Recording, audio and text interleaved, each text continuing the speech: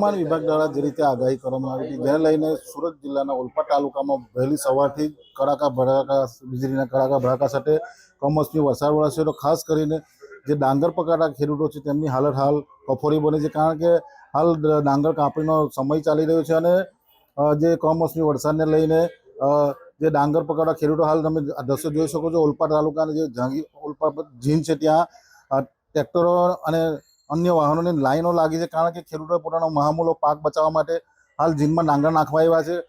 વહેલી સવારથી જ આ મુખ્ય માર્ગ હોય કે જીનની અંદર હોય ત્યાં બધે જ હાલ ટ્રેક્ટરોની લાઈન જોવા મળી રહી છે અને ખેડૂતો હાલ ખૂબ જ ચિંતામાં છે, કારણ કે જે રીતે કમોસમી વરસાદ વરસ્યો છે અને એને હાલ જો ખેડૂતો મજબૂર બન્યા છે.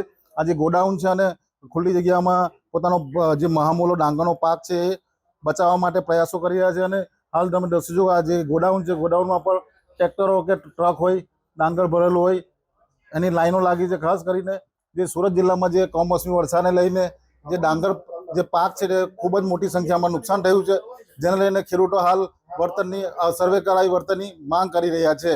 નિલેશ પટેલ, સંદેશ ન્યૂઝ, સુરત.